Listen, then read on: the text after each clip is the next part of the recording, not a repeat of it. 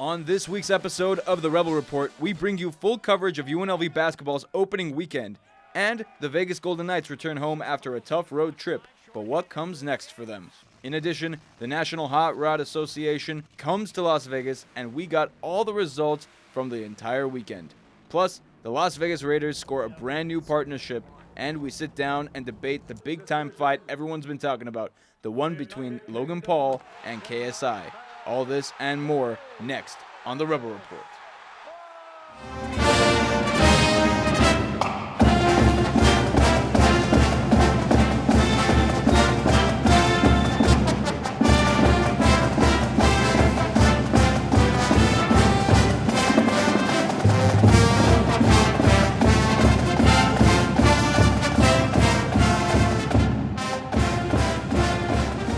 Welcome to this week's edition of the Rebel Report, where we bring you coverage of the local sports world the Las Vegas Valley has to offer.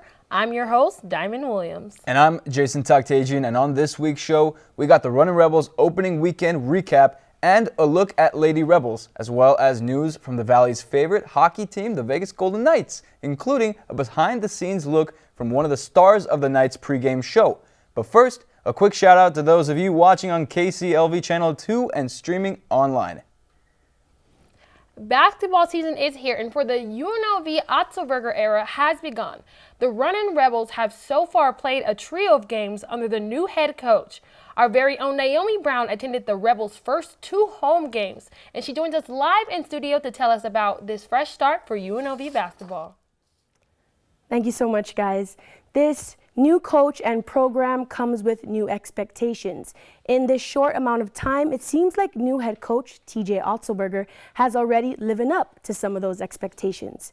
It's time for Rebel fans to say goodbye to the past because things are heating up at the Thomas and Mack, even if a couple of overtime losses have gotten in the way.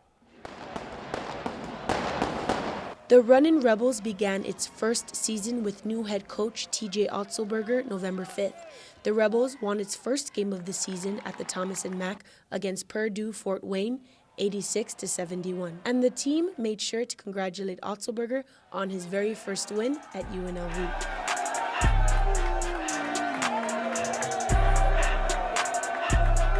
I've followed this program for a number of years and just couldn't be more excited.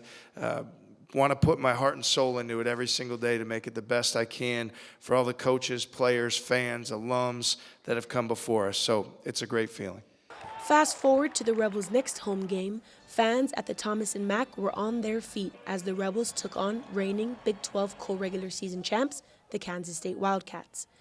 This game was an early season test for the Rebels, as it was predicted to be a close one. And those predictions were right as the game ended in regulation 48-48. In overtime, the Rebels were able to keep up until Kansas State scored 6 straight points near the end to take the win 60-56. Despite the loss, UNLV junior guard Amari Hardy played well offensively, making several shots beyond the 3 and even finishing with 27 points. Definitely let this one slip, but this is a great team right here. They've been to the Elite Eight. If I'm not mistaken, it was Big 12 champions, and we just getting our team together. We're not gonna let this game define us. Got Cal coming up, so we're gonna get in the gym, get back to it. Otzelberger also weighed in on the team's first loss of the season. Overall, happy with the competitive spirit that our guys played with. We knew it was going to be a physical match. I think we were, outsized at most positions. But the fight that our guys played with, I was really proud of. If we can bring that effort and energy every night out, we're going to like the outcome a lot of nights. Unfortunately, tonight it wasn't in the cards for us. November 12th, the Rebels also lost in overtime to Cal State, 79-75. This is just the beginning, and the guys have a whole season to come together, even with this frustrating start. After the Kansas State game, Otzelberger did mention that the team needs to work on finishing. They need to work on making the most out of those final seconds. Back to you guys. Thank you, Naomi. The Rebels play UCLA Friday, November 15th, and they return to the Thomas and Mack Monday, November 18th in a matchup against Abilene Christian University, where all students are encouraged to pack the Mac. Now it's time to shift gears from the Runnin Rebels to the Lady Rebels as they had their season opener November 9th against Cal State Fullerton in a doubleheader at the Thomas & Mack Center. Despite the Lady Rebels' new roster changes with incoming freshmen, the Rebels were off to a great start in their season opener against Cal State Fullerton. The Rebels were led by Rajane Wade's double-double performance of 13 points and 14 rebounds, and Justice Etheridge's 16 points off the bench. Throughout the game, the Rebels had miscommunication on both sides of the court as they recorded 20 turnovers and 24 personal fouls, which shifted the momentum against the Lady Rebels, leading to a 64-58 defeat. Here is what Coach Kathy Olivier said about the young team's performance. We did some good things, but we have to get better, and you have to get better quick. And basketball doesn't know your age, so we're not using that as an excuse whatsoever. We have to take care of the ball, and then we have to be a little more patient against the zone. I thought we were very impatient against the zone, and then defensively we get in foul trouble. If you're going to send a team to the free throw line that many times, that early in quarters, it's going to cost you, and it cost us today. After losing to Cal State Fullerton, the Lady Rebels will square off against the Southern Utah Thunderbirds on November 19th on the road. Season tickets are projected to be sold out for the Raiders' 2020 season by the end of November, and another founding stadium partner gets added to the list of sponsors of what's set to be the home of the Las Vegas Raiders. Elaine Castro has more. It's a busy day here at Allegiant Stadium as construction is still going on in the background. Sponsorships are being signed. The cable net roofing for the stadium is scheduled to be up by Thanksgiving, and Desert Ford dealers have announced to be the official vehicle of the Raider Nation. On Wednesday, November 6th, Desert Ford dealers announced their partnership with Allegiant Stadium and the Raiders. Raider team executives were on hand to welcome Ford to the team. Ford will have a dynamic presence throughout the stadium year-round, which will include pre-game tailgate activations and naming rights on the North Gate entry. Steve Olgis, president of Team Ford Las Vegas, said that the partnership between the two iconic brands will be huge. Oh, it's going to be huge. It's just the partnership with the Ford trucks being built Ford tough, and as tough as the Raiders are in their reputation of being one of the toughest teams in football, is just going to be absolutely awesome. I think it's like Gary mentioned before, it's a no-brainer. The two connect, and the fact we're the official truck and vehicle is just going to be amazing. We've been told no about the NFL for so long, I can't even remember the first time the topic came up. So this is a huge day for Ford Motor Company. It's a huge day, I think, for the Raiders too, but even more than that, it's a big day for Las Vegas, Nevada. This is a town. A lot of people who don't live here see a city, neon lights, and all the things Vegas is famous for, but they don't realize there's a community here full of people who are dying to rally behind a team, and that team's the Raiders. Can't wait to see what this partnership would bring to the Las Vegas community. For the Rebel Report, I'm Elaine Castro. Game days will have Ford vehicles spread throughout the stadium to allow fans the opportunity to shop and check out some of Ford's newest cars. The Vegas Golden Knights have started their third season in the NHL with a lot of bumps in the road, and their 4-game road trip between November 5th and November 13th proved that the turbulence was not slowing down. The road trip started with success against the Columbus Blue Jackets when Riley Smith netted 2 goals, one just 45 seconds into the game, and another in the second period when the Knights were on the penalty kill, en route to a tightly contested 2-1 victory. Things did not trend in the right direction for VGK after that match. The Knights traveled up north to Toronto to face the Maple Leafs, and although Max Pacioretty scored the game's first goal in the third period, Toronto rallied back and earned a 2-1 overtime victory. The Knights' last 2 road games saw them concede 5 goals against their Stanley Cup rivals, the Washington Capitals, in a 5-2 loss, and also saw them give up 2 leads to a struggling Detroit Red Wings team in a 3-2 loss. After this 4-game road trip, the Knights returned to the T-Mobile Arena to face the Chicago Blackhawks and were subject to more defensive woes as the first period saw goals from William Carrier and William Karlsson to put the Knights up 2-0, but 5 unanswered goals from Chicago led to a 5-3 defeat for the Knights. Marc-Andre Fleury commented on the fact that although the team is going through adversity, they still have confidence in each other. We believe in each other, we believe in our team, and it doesn't matter what people think or say about us, but I think between us here in the room, we have confidence in our team, and we shouldn't be ups and downs like we've been all season long. I think we got to find a consistency to our game and find ways to get points, get wins.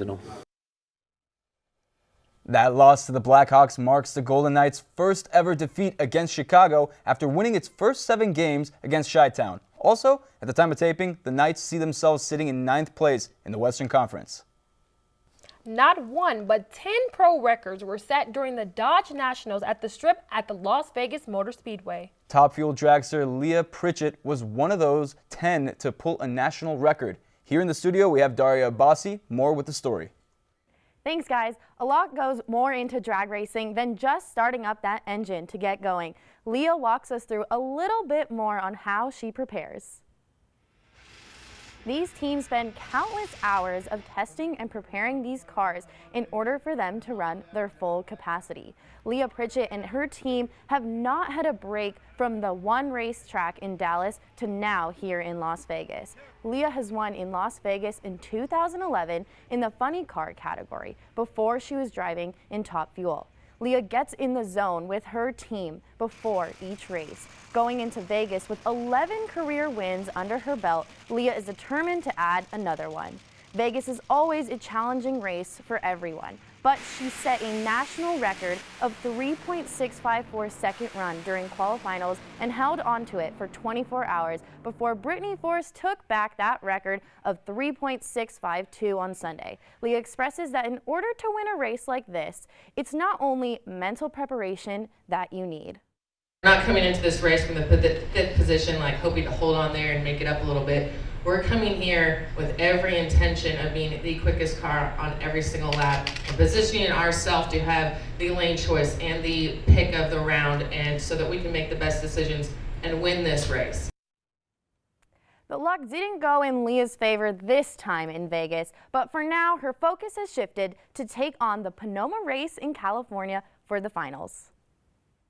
Thank you, Daria. Lots of work goes into maintaining these cars, along with the intensive hours that racers put in after each run.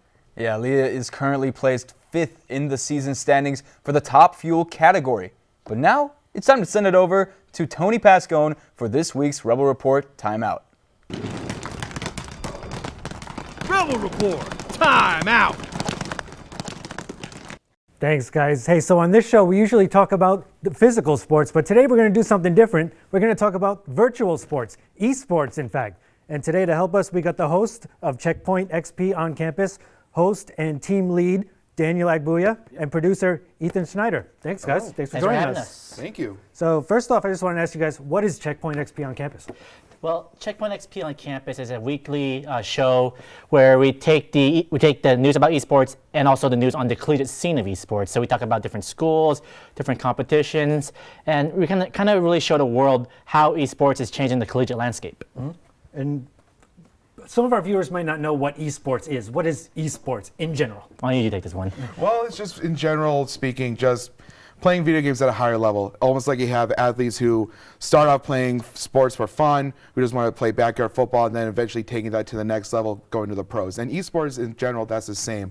Just starting out playing video games and then just trying to take it to the next level to where you start getting paid the big bucks. Oh, yeah. It's basically, it's like watching your favorite team play the best.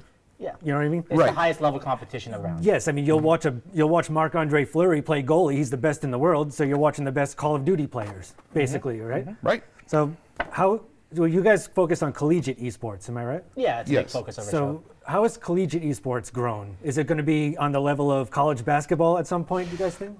I think it will get there, but it's going to take some time because, let's use ours as an example. UNLV 8-bit. They have been recently recognized as a sports team. Mm-hmm. So they had the same benefits as a regular athletics team. Not every school is like that. Sometimes it's just a student org that people are gathering for fun. So really, it really depends on how much support the schools want to give their teams. And I think too, given time, that eventually we'll start to see programs coming up more who could be on that level. And since it is still flourishing and there's still so much time and so much evolving with video games, that I don't think it'll be too far in the realm of possibilities to where, let's say, like you have 8-bit on the same level as UNLV men's basketball. Mm-hmm. What games are hot right now? What should we look out for? Okay, so the ones that we definitely want to look for are the big two are definitely Overwatch and League of Legends. Mm-hmm. And Rocket League is definitely up there. If you don't know what Rocket League is, it's basically soccer with giant cars. Yes, RC toy cars basically, right? Right. Yeah. And then also too, most games like you have Call of Duties and you have the Dota, and then you also have a big one too is sports titles, like especially with 2K and FIFA and Madden. And those are like the ones that are really starting to come up more. Now, the actual sports teams themselves are getting involved, aren't they? Like, there's Mavericks Gaming, there's the NBA team, and then they have their whole side team. That's becoming huge, right? How about NBA 2K, the league itself? Is that flourishing? It's definitely growing. It's just people are realizing there is money in esports. People are watching it. It's fastly growing. It's one of the highest viewed entertainments that there is. And you could also look at Overwatch League too, where you have some NFL teams or pro teams actually investing into that and make it, and you have more owners now putting money into it. So really, it's all just on the come up. If some of our viewers want to learn more about esports and watch it, where should they go? You can check out our website at checkpointxp.com, and you can see our section at Checkpoint XP on campus. Yeah. Twitch is a huge one, though, right? Oh yeah. Is it Twitch and is it Google? Is that another one? Well, no, you can Google us, but okay. And well, Vegas is a big gambling town, and esports is growing. Do you ever see someone like Caesar's Palace getting involved in sports gambling? I've heard a lot of rumblings about that. It really depends on the current administration, because I've spoken to a couple of legislators here. Really, what they're worried about is because it's so unknown. People need to learn more about how esports works before they even consider allowing people to gamble on it. And two, it also comes down to the games. So it depends on what games are actually being played, and from there, you have to gauge interest to see really is it worth making those investments or not. Exactly. Probably a lot of regulations involved too, right? Oh yeah. Oh yeah. All right, and lastly, where can we find you guys one more time? That's checkpointxp.com, and we also stream our show every Thursday at 7 p.m. Pacific time at twitch.tv/checkpointxp. Twitch.tv/checkpointxp. Guys, we have, host and team lead. Yes. Daniel Agbuya, producer Ethan Schneider. Hello. And now, thank you guys for joining us. Thank you. Really Thank you appreciate guys for having us. And now we send it over to Deontay Hagler with this week's Rebel Report panel discussion. Thanks, Tony. Welcome to this week's panel discussion. I'm your host, Deontay Hagler, and alongside me is Derek Hegner, Naomi Brown, and Elaine Castro. So, we're going to start with the mega of sports, boxing. So, was the KSI and Logan Paul fight, was it great for boxing, or was that just a mock of the sport?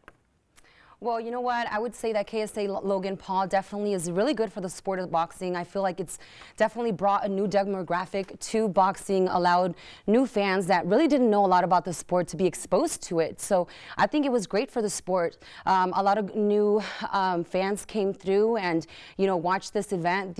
In the first fight, they streamed millions of views, and this one got even more.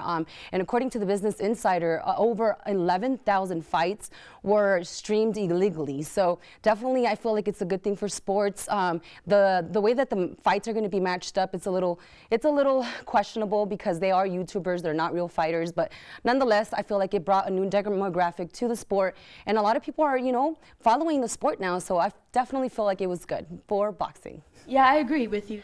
But I would say that most of the viewers were KSI or Logan Paul supporters, and as for them, I feel like it was more for new subscribers, new followers. And I was telling Elaine earlier that, celebrity boxing fights used to be for charity. I feel like, people wanted to see celebrities fight. But this one, I would have probably loved to see something go to charity, not just from a Twitter beef or a YouTube beef. Not just trying to get the followers. Right.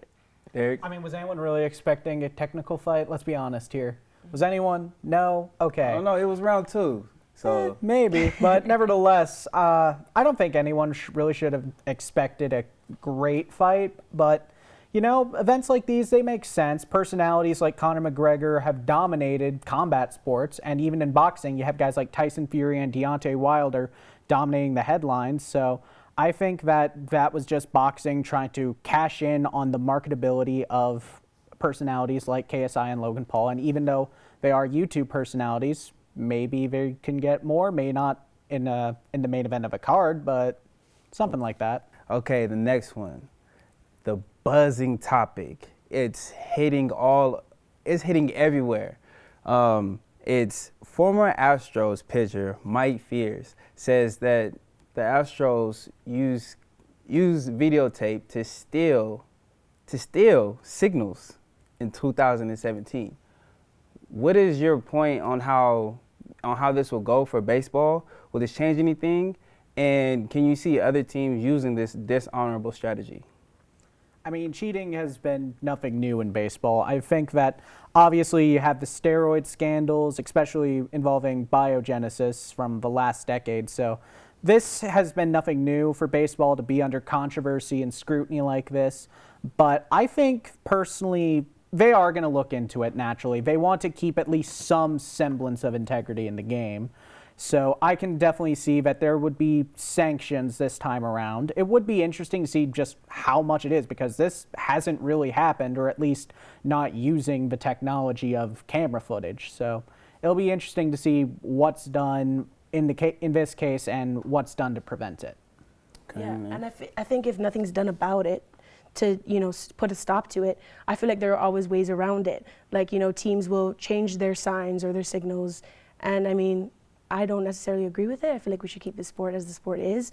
Why use cameras? But like I said, there's no way around people cheating, I guess, until the league does something about it. You know what they say, if you ain't cheating, you're not trying. The first thing I thought when I heard about this is, why is he barely coming out with this? Are you part of the cheating? Were you involved in the scandal? What are the motives of you coming out with this information on your previous team? As far as for the cheating aspect, I feel like it really hurts the integrity and the image of the team. And ultimately, what was the return on investment? Yeah, they made it to the World Series, but ultimately, karma won. So you think he's just jealous? I feel like it's jealousy. I definitely think that they, like Derek and Naomi stated, cheating has always been around. Technology makes it easier, yeah.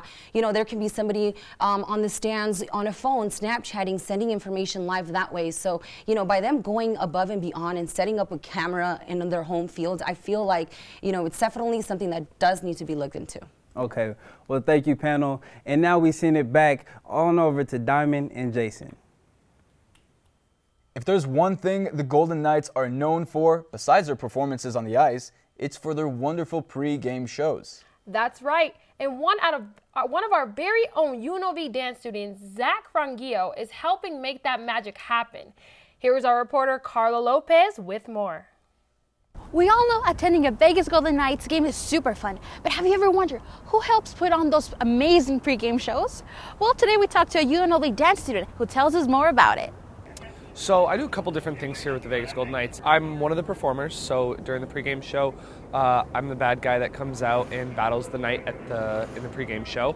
But then also throughout the game, I'm one of the stage managers, which is we're basically setting up all the fun and games that you see inside the arenas. I did the basic auditions, which we do at the beginning of every season for the Knights Guard and promo team. And at that point, I was just kind of going in blind. Like, I'd played hockey before and I had been around the game before, so I was just interested in getting involved in any way that I could. I ended up getting onto the promo team, which was nothing that I thought it would be in the first place. It was something that was totally new, just kind of a leap of faith. I worked on my skating a little bit, got to start doing some more Knights Guard stuff, and I was skating more. After our home opener, we decided our team was going to do a show before the game because it's Vegas, we're the entertainment capital of the world. So we wanted to make sure that we incorporate Vegas into our game. But how is it being the bad guy? It's interesting. I know it started out definitely an interesting question to be asked. Like, hey, do you want to be the bad guy? Do you want to be the guy that everybody hates every day? But it turned into something fun and it turned into something really enjoyable. And our team has put me in an amazing situation. So how does a typical day look like for this night? Usually getting to the arena around, if it's a 7 o'clock start, I'm usually getting here around 1 o'clock. From there, it's setting up, getting meetings, getting ready for the day. There's so much behind the scenes that people don't see, getting ready for the games you'll see on the ice, getting ready for all the TV timeouts. And that's why we get here so early. Usually around 4 o'clock, we'll have a production meeting. That's where everybody comes in. Our entire family comes together and we have that's a good chance for all of us to kind of come together and talk as a group, just to make sure we're all on the same page going into the game. But coming to a Vegas Golden Knights game is something that is undescribable. The amount of family that we've created inside the arena, besides just what's happening on the ice, but the fans, they're all a family. We're all a family here, and a lot of fun. we're always trying to take that next step to make sure our fans are having a great time. You know, we can't necessarily affect what's happening on the ice, but we can affect how people feel. We can affect that little 4-year-old boy that's coming to his first game, and he's never seen a game before, and we can make sure that he remembers for the rest of his life how he felt at that first game. Like, when I was growing up, I went to plenty of sports events. I don't remember my first one. However, what I do remember is that I felt like I was on top of the world when I was at that game. And it was because of how the people made me feel there. And that's what we want to make sure comes across in the arena. That we want to make people feel amazing, like they are the show.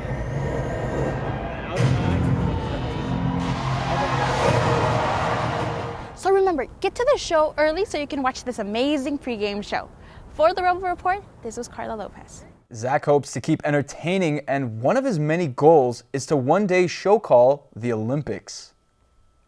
Now getting back to their play on the ice, the Golden Knights have spent a little more time in the penalty box than they've wanted to so far this season. Do local hockey fans know what the players are being shamed for before the penalty is announced?